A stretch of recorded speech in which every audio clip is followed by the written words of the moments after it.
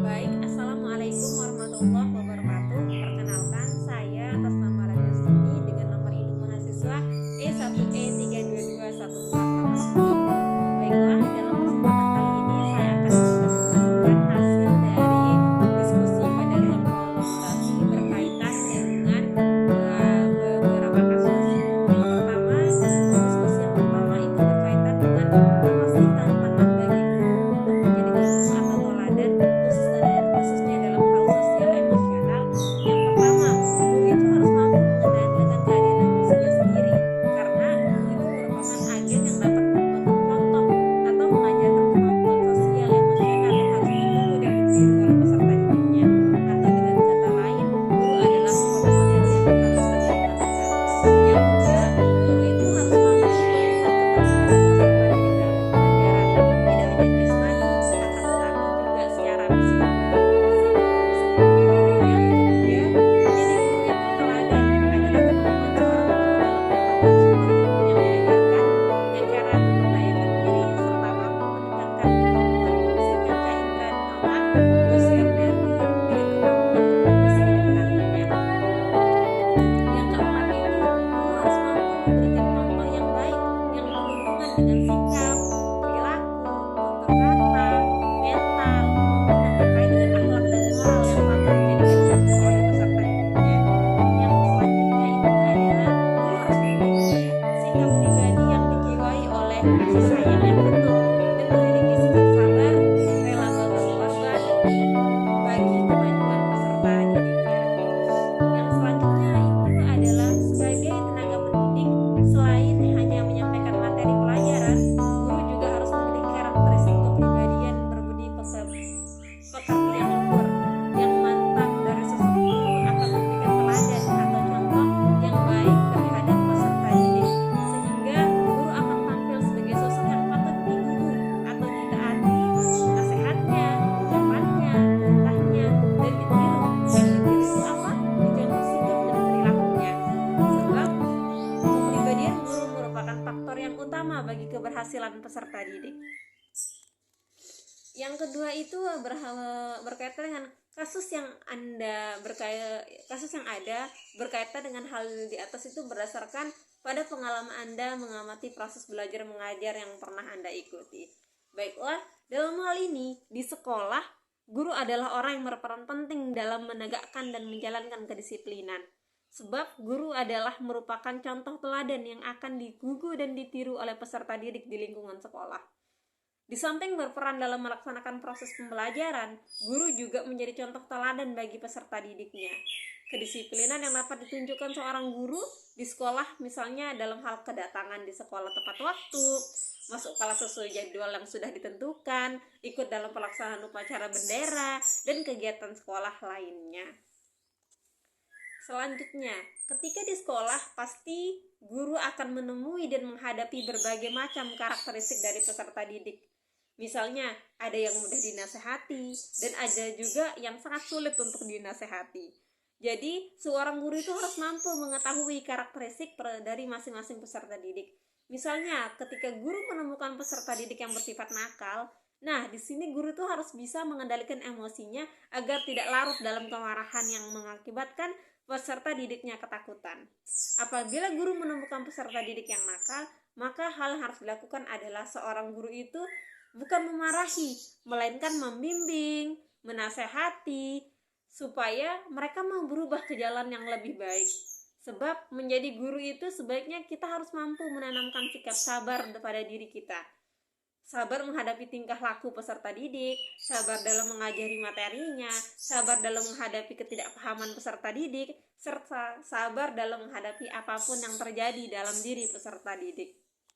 Selanjutnya adalah berkaitan bagaimana sih cara sekolah bisa mendukung pembelajaran sosial emosional dan apa saja sih tantangan bagi sekolah. Nah, dalam hal ini sebagai guru kita harus harus mampu menjadi teladan dan contoh dalam berbagai hal, yakni dalam hal tingkah laku, bersikap sosial emosional guru, khususnya dalam hal sosial emosionalnya. Karena sosial emosional ini menurut Harlow, perkembangan sosial emosional adalah perkembangan perilaku yang sesuai dengan tuntunan sosial. di mana perkembangan emosional adalah suatu proses di mana anak melatih rangsangan-rangsangan sosial, terutama yang didapat dari tuntunan berkelompok serta belajar bergaul dan bertingkah laku. Sosial emosional ini harus dikembangkan secara maksimal oleh guru, di mana guru menjadi teladan utamanya.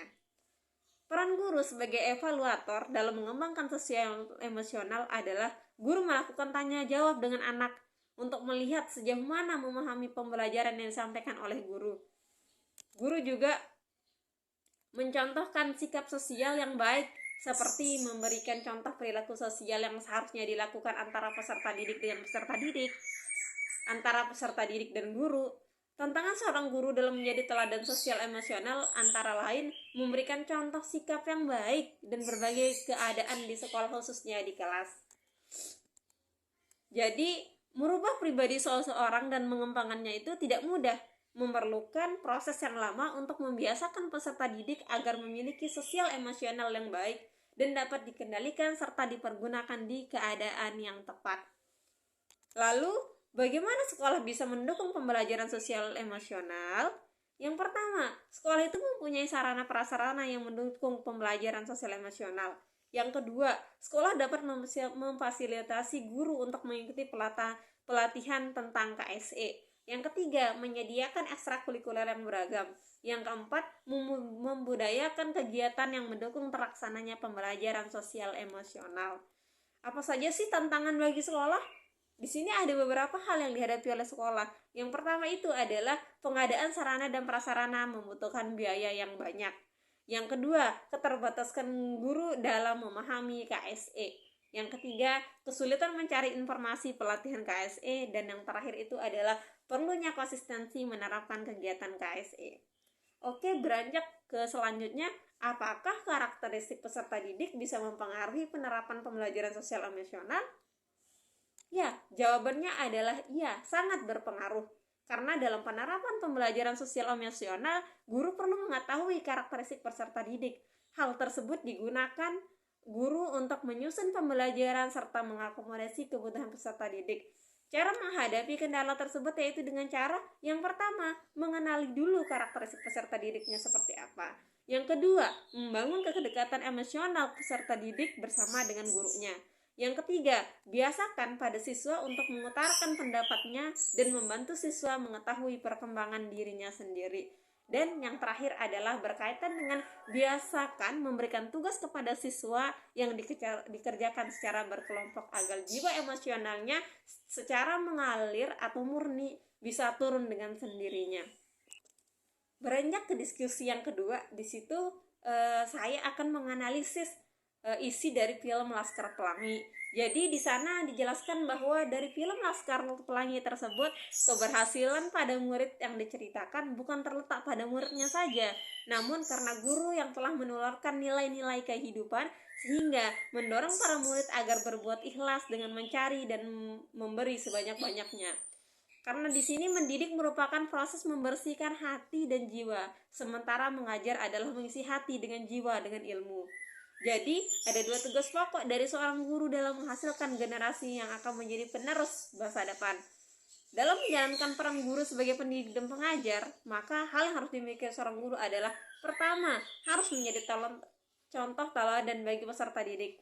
Karena apa yang dilakukan guru akan menjadi tiruan bagi peserta didik. Seperti pepatah mengatakan, guru kencing berdiri, murid kencing berlari. Maknanya adalah jika gurunya masih membuka pikiran untuk berpikir nasional, maka muridnya akan mampu berlari hingga internasional.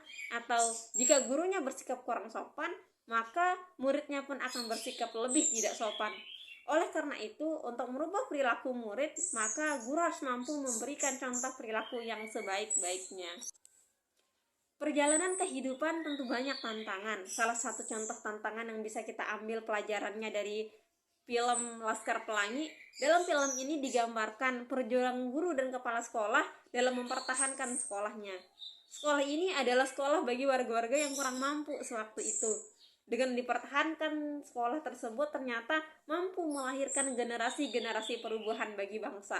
Meskipun hanya ada kepala sekolah dan satu guru, tapi sekolah tersebut tidak kalah dengan sekolah-sekolah yang lainnya. Guru selalu bersemangat dalam memberikan dan menyampaikan ilmu kepada peserta didik, membuat peserta didik di sekolah ini memiliki semangat belajar yang tinggi.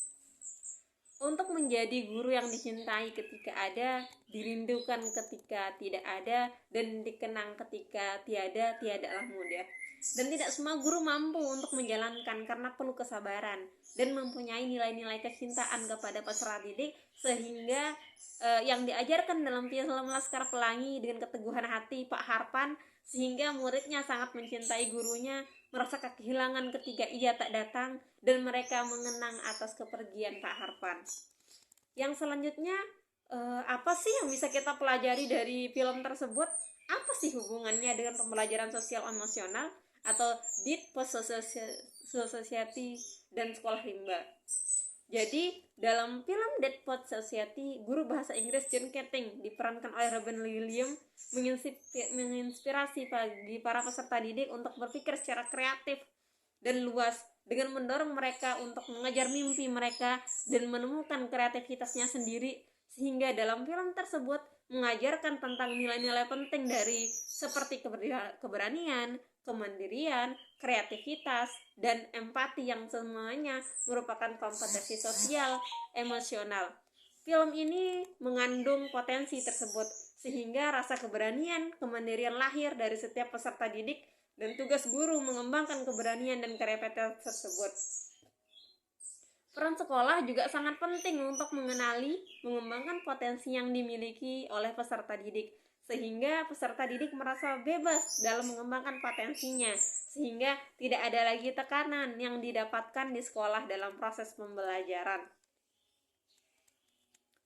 Jadi hanya itu yang dapat saya sampaikan, kurang lebihnya saya mohon maaf. Sekian, assalamualaikum warahmatullahi wabarakatuh.